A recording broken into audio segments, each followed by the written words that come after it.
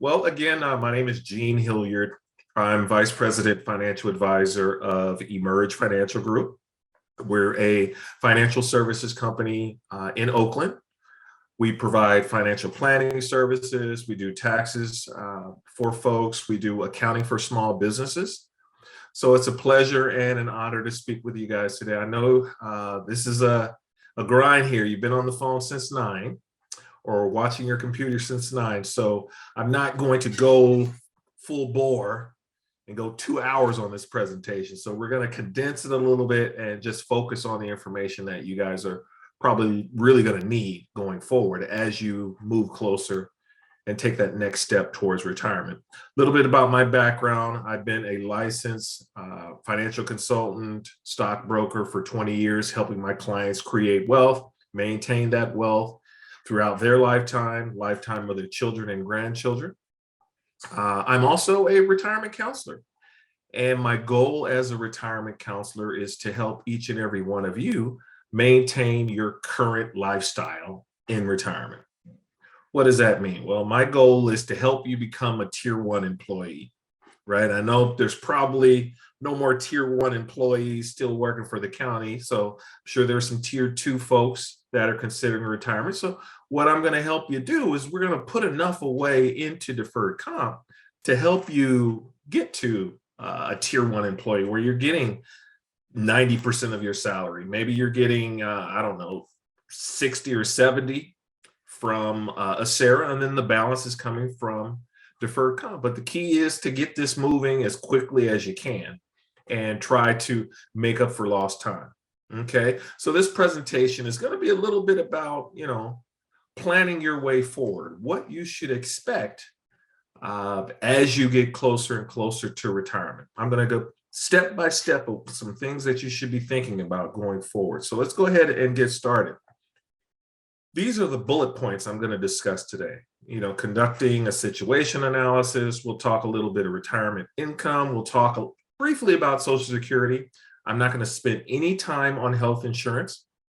I've sat through the Medicare seminar. It's a great seminar. I could not do it any justice. So I'll have to defer you to that seminar to get information. We'll talk briefly about estate planning. I'm not an estate planning attorney, but I'm just going to give you some things to think about. We'll talk a little bit about a drawdown strategy. What does that mean? How much should you withdraw from your retirement assets per year to ensure that you don't run out of money? And we'll talk a little bit about RMD, required minimum distributions. Okay, so starting with your a current situation analysis. This is what I want everyone to do if you haven't done this so far. So grab a piece of paper. You're not going to do it now, but once you get off the call or later on today, you want to write down all of your retirement savings today. If you have 401ks, 403bs, if you have 457s, if you have any money that's earmarked for retirement, you want to write that information down. You also want to log on to ssa.gov, create a user ID and password, and get a feel for what you should expect to receive from Social Security at various ages, 62, 66, 67, 70. Write that information down. Okay, write down what your current expenses are and be honest. Either write it on a piece of paper or put it on an Excel spreadsheet. What are your current expenses, right? Then project out what your future expenses will be. I mean, maybe you're paying for your child or grandchild's education now, but going forward, you're not going to be doing that. So you're projecting what your future expenses are going to be. Maybe the house will be paid off by the time you retire, right? So you want to put in what are your current expenses? What will your expenses be in the future? Okay, that's some handy information for you to have a conversation with myself or another financial advisor, right? That's conducting a situation analysis. Okay, when you retire, you're probably anticipate receiving about 80%. Most pre-retirement folks don't need 100% of their salary before they retire or in retirement. They need roughly 80 in theory. Why not 100%? Well, there's a lot of costs that go away, right? Do you have to pay into Social Security when you retire? No. Will you be paying into deferred comp when you retire? How about a SARA? So there are a lot of costs that will go away in retirement. So folks don't necessarily need 80%, but more is better. I'd rather have you shoot for 100. Okay. That's what I talked about earlier. My objective is to help you maintain your current lifestyle in retirement. And that means getting you to a tier 1 employee. That's close to 100%, right? That's my goal. But if we have to settle for 80, all is not lost. So where are your money sources going to come from in retirement? Right. So, and this is not necessarily Alameda County employees. These are retirees in general across the continental United States. So a portion of your money will come from Social Security, roughly 20-25% for a lot of folks. Your pension. Now, there are not a whole lot of pensions still out there for employees. You're in a good situation where the county does still offer a pension, but for most folks, a pension will take up roughly 20% of their retirement income. You have your other category, less than 5%. These are people, maybe they hit the lotto, right?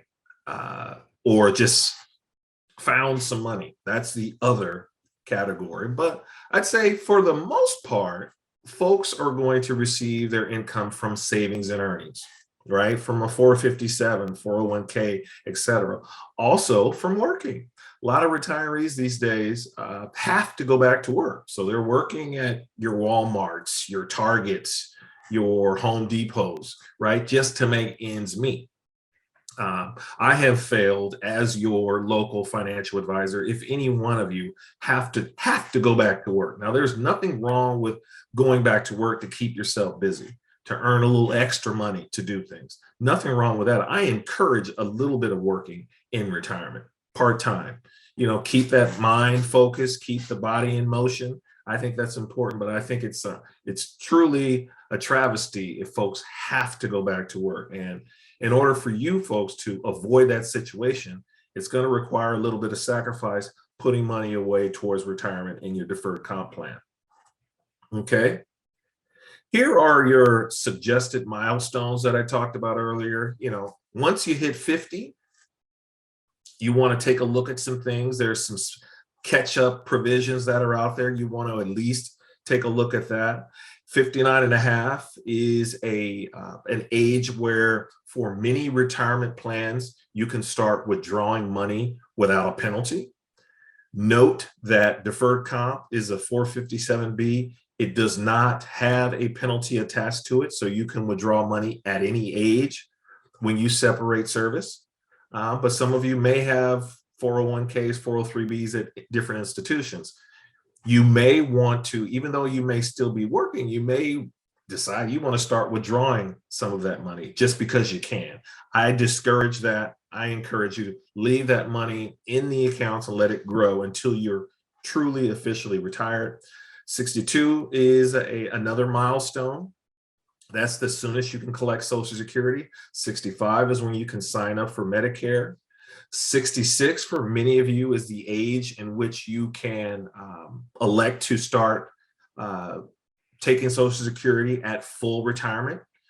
But many of you, if you're born after 1960 or later, 67 is the retirement age or full retirement age. 70 is the age in which you can get the most bang for your buck in terms of a payout from Social Security. And 72 is when you want to start looking at your minimum required distribution.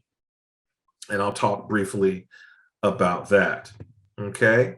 All right. So let's go through, you know, what should you be thinking about if you're under 50? And I'm going to go through, let me back up here. Let's see. All right. If you're under 50, what you should be doing is continuing to accumulate as much money in deferred comp as possible, right? Once you get those raises, if you're continuing to get raises every other year, you want to bump up your deferred comp. as much as you can. The minimum or the maximum to invest in deferred comp if you're under 50 for 2023 is 22,500. So each and every one of you, I mean, if you're under 50 and on this call, you want to take full advantage of that catch up for, or not, I'm sorry, not the catch up, but you want to take full advantage of that max at 22,500. The other thing you want to take a look at is you want to review your asset allocation. I mean, maybe you set up the account, you were in your 20s. Conventional wisdom says that when you're young, you're in your 20s or 30s, you want to get aggressive as possible. All right. Maybe you're 49, maybe you're 48, maybe you want to adjust your risk a little bit because you want to retire sooner than 65. Maybe you want to retire at 55. So review your asset allocation, right? Estate planning is also important. Most people think, you know, I don't have to deal with an estate plan if I'm not rich. Hey, if you own a home in the San Francisco Bay Area, that's a significant asset. You want to protect that as much as you can. So at least taking a look or having a conversation with an estate planning attorney is important. Also, if you have kids, you want to start thinking about estate planning because, you know, as I'm sure many of you are aware of this, you know, tomorrow isn't promised. You just never know. So plan yourself, plan everything, make sure things are in order through an estate plan. Extremely important. What should you be thinking about once you're 50 plus? All right. I'm going to go through each of these bullet points, maxing out estate planning a little bit, and we'll talk a little bit also about beneficiaries. So here are the maximums for 2023. So to invest in deferred comp, which is again is a 457B, you can put away, if you're under 50, 22,500. If you're 50 and over, you can put an additional 7,500, bringing that total to $30,000. So that's a big jump because I believe last year was 27. So it's 30,000 is the max. So if you're doing the $27,000 max last year, it would behoove you to, if you can afford to do it, go in and make some changes to get yourself to the max for this year. Okay. IRAs are still available. You can do both, right? If you were in a 403B or 401k, the IRS does not allow you, you can't do both. You can't do a 401k and an IRA. But here, because of the tax code, this is a 457B, you can in fact invest into an IRA as well, if you choose. Okay. Here's a 3-year catch up. A lot of folks are taking full advantage of this. How does this work? Well, you can put away upwards of $45,000 a year, only for 3 years, right? Prior to retirement. So if you can afford to do it, I would encourage you to take advantage of that. Maybe you have some money sitting in a credit union that's not earning a whole heck of a lot, but it's earmarked for retirement. So consider, you know, using a portion of that money and putting that into deferred comp to take advantage of this special catch-up. Now you have to qualify. How do you qualify? Well, you have to be at least 54 and a half, at least, that's the minimum age. And Darnell Williams at the Treasurer's Office has to do an analysis and go through all of the years that you've worked with the county to see if there was room for you to put extra in. So for example, I'm sure many of you, maybe the first year working with a county, you didn't contribute to deferred comp. And the max was, let's say it was 15,000, where there's 15,000 that you could have put into deferred comp. So he will do some analysis. Now, many of you will qualify, but you have to go through Darnell Williams to make that happen. His email address is Darnell, DARNELL.Williams@acgov.org. Okay, that's the special catch-up, $45,000 a year for 3 years. Estate planning. Let's talk briefly about estate planning. Within an estate plan, you have a revocable living trust, you have durable powers of attorneys, you have living wills, healthcare directors. There's a lot involved in estate planning. I encourage you to take full advantage of everything. It saves a ton in taxes for your beneficiaries, and it saves costs, especially when you create a trust. What is a trust? Well, basically what happens is any trust asset is not probatable.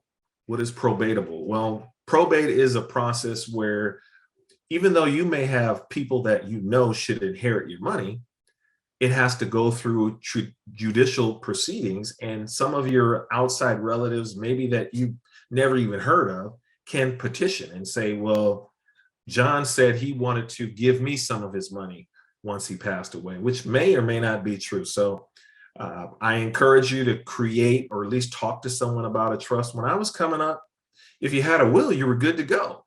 But believe it or not, a will is not enough. Even with a will, a judge has to, go through that will with a fine tooth comb. Your beneficiaries still have to hire attorneys, right? So you still have to deal with probate. And I'm sure many of you have special heirlooms that you want to give to your grandkid, your granddaughter, grandson, or maybe to your kids. And if that's not in writing somewhere, that special item may not go to the person that it should have gone to. So put that information in writing. I'd encourage it. I mean, it doesn't have to be uh, it doesn't have to be that professional. It doesn't have to be, the letter of the law. I mean, if you have it on a piece of paper somewhere in your drawer or in a lockbox somewhere, that's enough. But I'd rather let's put it on some official judicial paper to make sure it looks legit. Okay. Make it easy on everyone, right? I'll tell you a quick story. I have an uncle that I used to play golf with at a golf tournament every year. And I encouraged him, implored him, hey, you're not getting any younger. I want you to create some sort of an estate plan because I don't want my two cousins to have to fight over any asset that you may have. But surprising to me, my uncle actually is not that surprising. That's something he would pull. He started laughing. And I'm like, well, Uncle Ted, why are you laughing? He was like, man, I would love to look down and see my boys fight over this money. So he thought that was funny. And unfortunately, he passed away. And guess what? My cousins are still, and this has been 2 years, they're still fighting over their inheritance, right? So he may be looking down, smiling. I'm a little disappointed and unhappy because it's really caused some friction between my two cousins. So having said all that, you may think that your kids get along, that they're going to take care of things the way they should. You just never know. Things happen when it comes to money. Let's get your affairs in order, please. Okay. And I'm not going to go into any more detail in terms of probate. I just mentioned that. The other ways in which you can avoid probate is naming beneficiaries. So that's important, or holding property jointly, but hold the property with rights of survivorship. Now that will avoid probate, but if you set up accounts, joint tenants in common, that can be problematic. Okay. Talk to an estate planning attorney or an attorney to get more details about that. Okay. And I talked about naming beneficiaries, extremely important. The other thing is, I just remembered this. Some of you probably have logged onto your Prudential account, which is now Empower, and you'll see that there are no beneficiaries listed. And you may think, oh my gosh, I don't have any beneficiaries, right? But just have comfort in knowing that you would not have been able to set up the account many moons ago without a beneficiary. So the beneficiaries is on file, it's just on paper. So you'd have to go to the treasurer's office deferred comp unit to confirm who your beneficiaries are. But you can skip all of that, log online and name your beneficiaries online. That's going to be the official record going forward. But if you go in there and it says you don't have beneficiaries, that may not necessarily be true. We just don't have it in the system yet. Okay. But you can always go in there and add them. And I would encourage you to do it. If they're not listed on your Prudential account on the system, just go ahead and update it, just so everything is official. Okay. Tax diversification. What does that mean? Well, when you're investing in deferred comp, there are a couple of ways in which you can invest your money. You can invest pre-tax, right? That's where you're putting money into the account. You're getting a tax break. So it reduces your taxable income because you believe your idea is I'm going to pay the taxes later. Or you can invest in the Roth version of deferred comp. It's not a Roth IRA, it's the Roth version of deferred comp. Okay.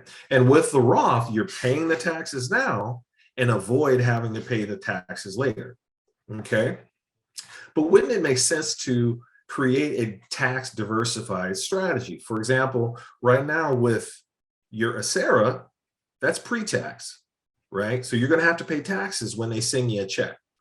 Okay.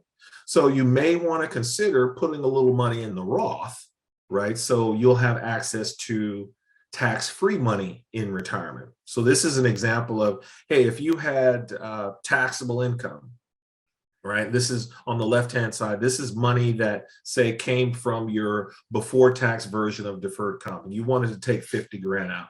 You got to pay the taxes. You're going to net 44,000.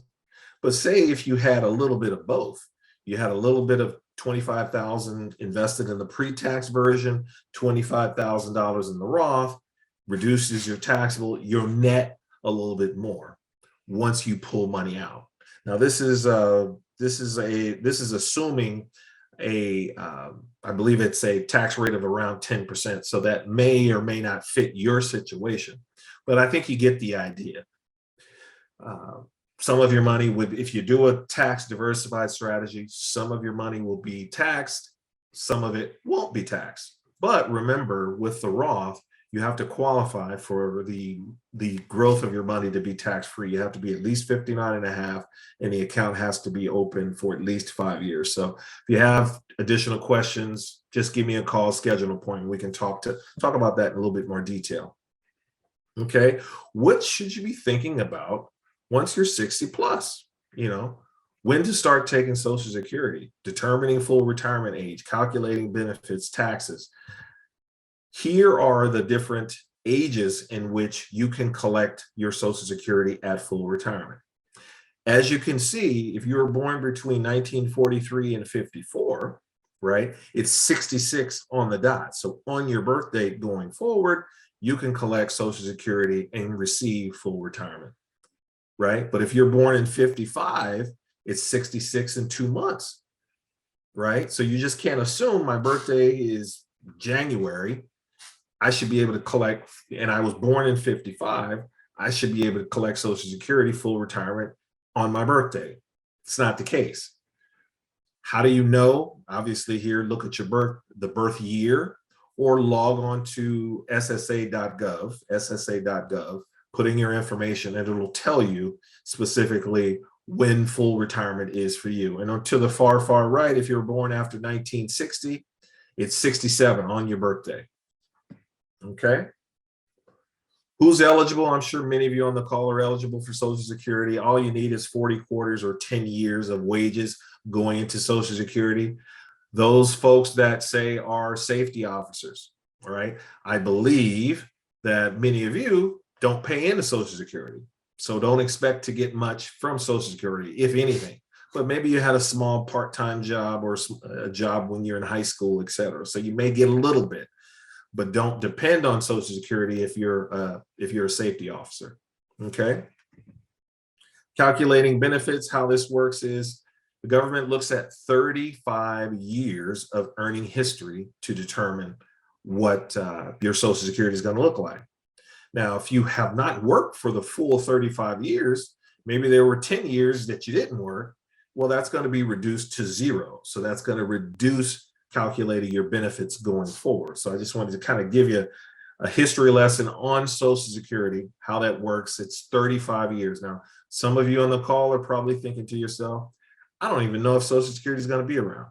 So I'm not even going to think about it. In my personal opinion, this is just my personal opinion, Social Security is going to be around for everyone. It may not be the same as your parents or grandparents, but Social Security is going to be around. If we do not make any changes with respect to Social Security, it could run out of money. But as a country, this is how we operate. Whenever we need to make important decisions, we do it at the last minute, right? So we're going to be bumping up against the door of Social Security going bankrupt. And then when government officials are going to take the necessary steps to help solve this problem, right? Here are a couple of ways in which we could solve the problem. Well, obviously, we can raise Social Security tax. That will create much more money for Social Security. And number two, which is a big one, and I anticipate that they'll probably go this route first. As many of you are aware, I mean, you only pay into Social Security up to a certain amount of money. I believe it's about 150, between 150 and $200,000. I don't know the exact number. And then you don't pay into Social Security anymore. And I'm sure many of you that make north of 150, you realize towards the kind of the end of the year, your paychecks are bigger. Well, because the government stopped taxing you on Social Security because it only taxes up to roughly 150. So what could the government do? We can raise that cap, maybe raise it to 500, right? That would create and generate more income. So again, it's my personal opinion. We're going to make a decision regarding Social Security, maybe last minute.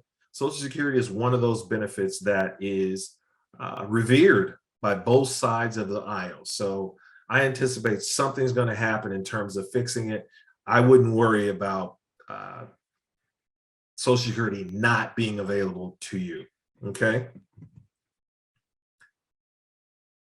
Let's see here. This is a brief chart on how Social Security benefits are reduced over the years. I'm not going to spend a whole lot of time on that, but just know that, remember, at 62, you can collect Social Security early, right? But you get around 30% of a drop in what you could have gotten if you were full retirement. So this is kind of an explanation of how that works.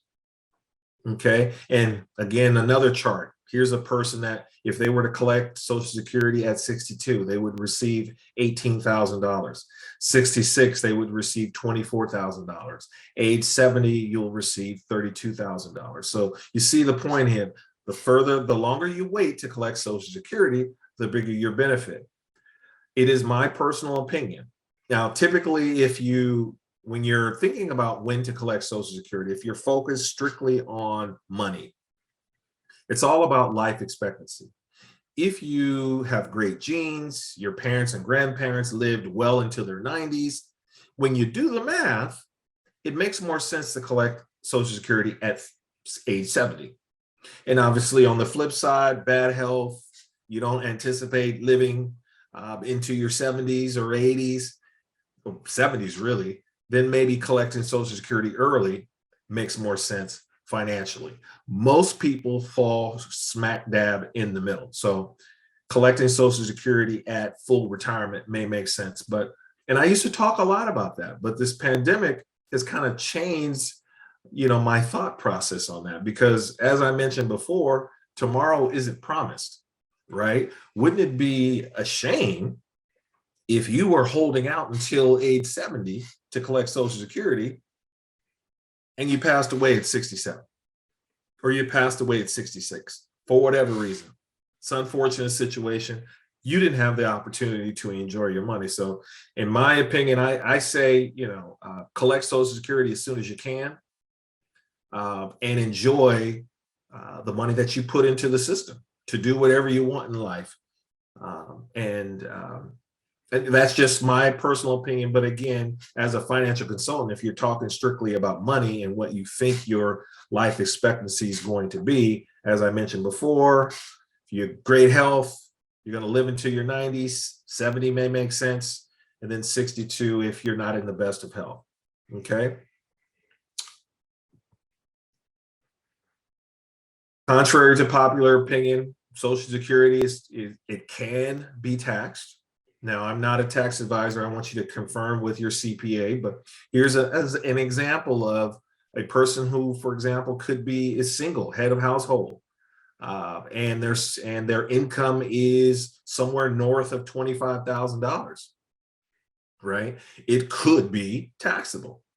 So my point here is it would be a shame if you assumed it wasn't going to be taxed. And it was, and that affected your income in retirement. So food for thought, confirm with your tax advisor your situation to just make sure that you know whether or not tax will apply to your Social Security. Okay. 65, what should you be thinking about? Well, a withdrawal strategy is important. How much should you withdraw? What percent of your retirement assets should you withdraw per year, whereby not running out of money before you pass away? Right? A lot of strategy. It's really a personal situation. It all depends, but I will say start with 4%. So just take, here's my account balance, take 4% of that. That's how much you should take out, no more, 4% a year, right? And then just adjust that every year. If you don't need 4%, then don't take it out, right? Because things happen as you age, emergencies occur. I need a new roof. I need a new car. I need a hip replacement, and my deductible's high. Whatever the case may be, you never know. You may need a little cash. So, but just know 4% is a good starting point, and that should be adjusted based upon whatever's going on in the market in January. If you need to adjust it down, do so. If you made quite a bit of money the previous year, maybe you can bump it up to 5%. Okay. Health insurance, again, like I said before, log on to that Acera Medicare website or seminar and view that. Okay.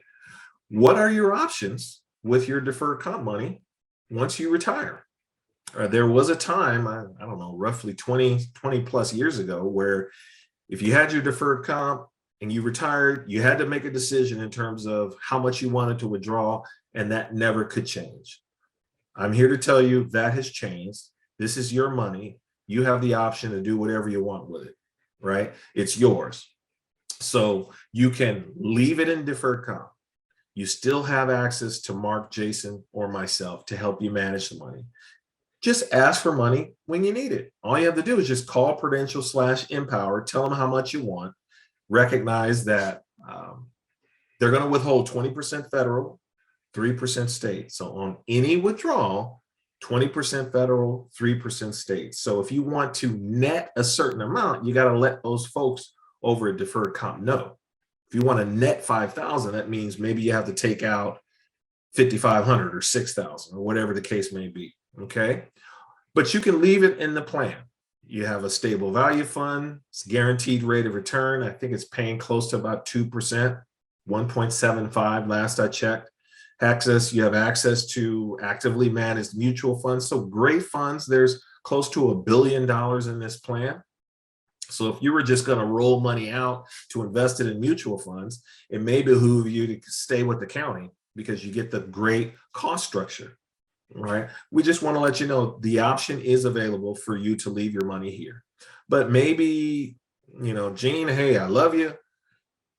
I'm not a fan of mutual funds. I'd rather invest in stocks. Then that may make sense to roll the money out to an IRA. Or maybe you want to use your money to invest in real estate through a self-directed account, and rolling money out may make sense. Okay. So in various situations, it may make sense to roll money out, but I would think for many of you, leaving the money in the plan may make the most sense. The last thing you want to do also because I had a client participant who had $500,000 and they said, Gene, give me all my money. Right. And I'm like, well, did you know if I closed your account, you're not getting $500,000. You're going to probably get about $250 because of taxes.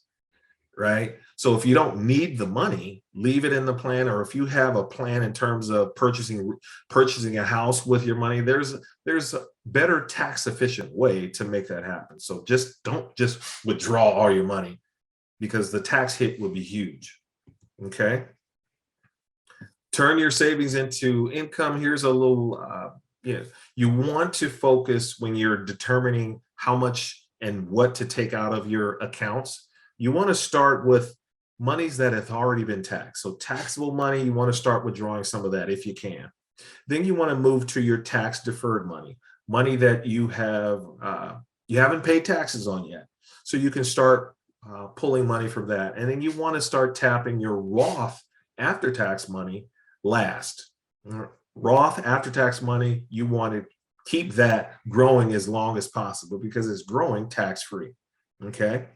The other thing that you want to think about, or maybe many of you haven't recognized, you have there's still risk in retirement. You may be thinking that, hey, I've been putting money away up to this point from my 20s. Now I'm 60. I don't have to deal with any risk. Well, there's still some risk associated with retirement accounts, right? There's market volatility. Obviously, here, the market's going up and down. It's pretty volatile right now. That's something that you're going to still have to deal with in retirement. Now, some of you may think, well, aren't you supposed to just move everything to stable value or the guaranteed interest account when you retire, right? I'm not a big fan of that.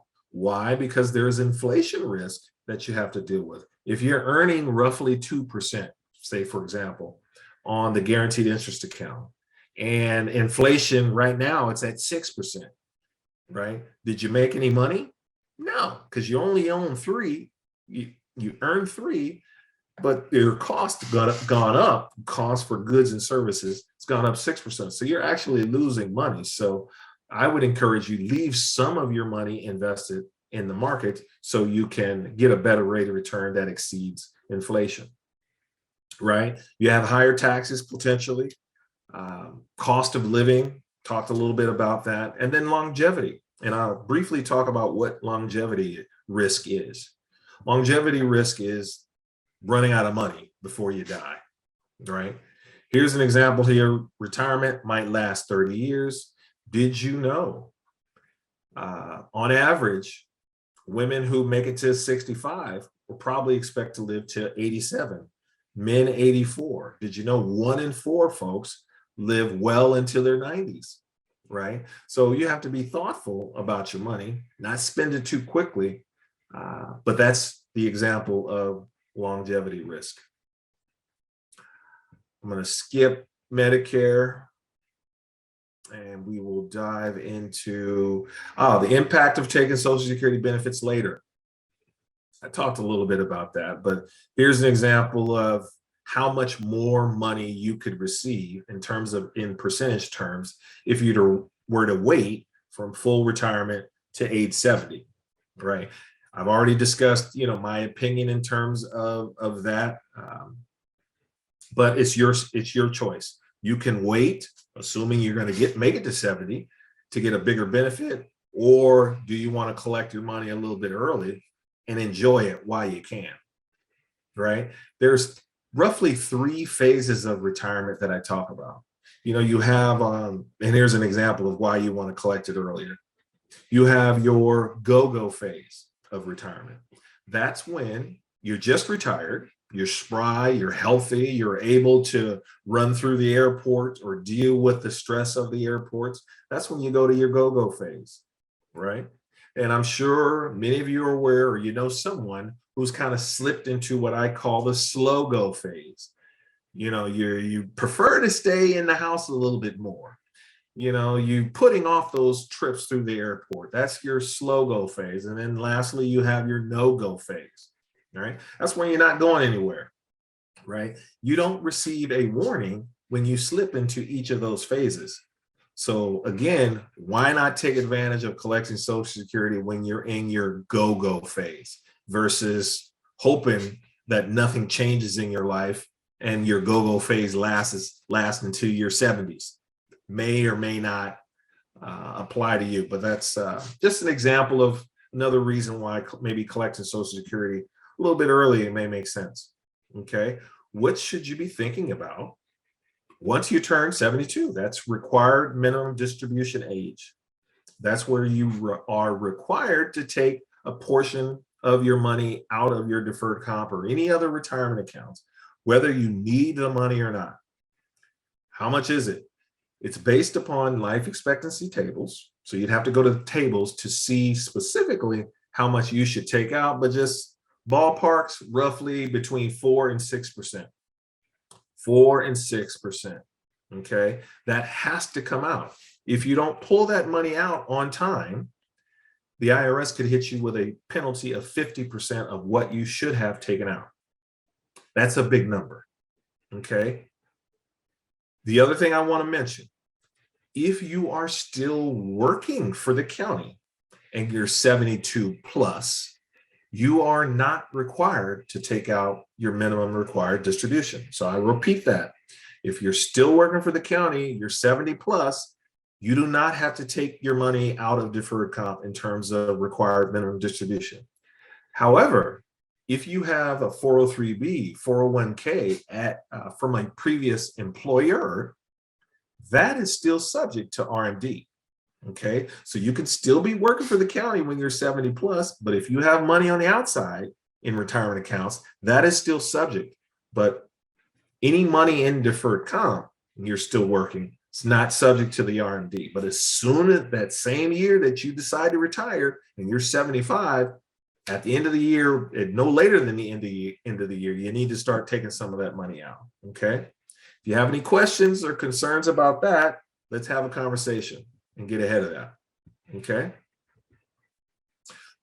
All right. I think we're towards the end. The end is just the beginning. So again, thank you so very much for the opportunity to present today. Recognize there's still risk in retirement that you want to be thinking about. I'm here myself. Matter of fact, here is our contacts. So myself in the middle, you have Mark Tomei on the left, you have Jason Brummett on the right. Here's where you can schedule an appointment to meet with any one of us on county time with permission of your supervisor. Right now, we're doing virtual appointments, we're doing phone appointments. Now that I think about it, we're going to start in person if you're interested in the next couple of weeks. So stay tuned for that. If you want to bypass this 800 number and you want to get a hold of me directly, don't hesitate. You can call me at 510-562-6355. Let my assistant know that you're a county employee. That's code word for VIP. You'll get the first available appointment on my calendar. Okay. Or you can email me at g_Hilliard, HILLIARD, at emergefinancial.com. Okay. So email me. You can call me. You can call this 800 number, 855 number. You can also log on to prudential.com/retire-wow. So you can log on there to schedule an appointment. You can also log on there to enroll. If you haven't enrolled, go there, click on enroll in the plan, and then follow the prompts. Okay. All right. So with that, I'll send this back to Mike if he's still listening, and we'll answer some questions.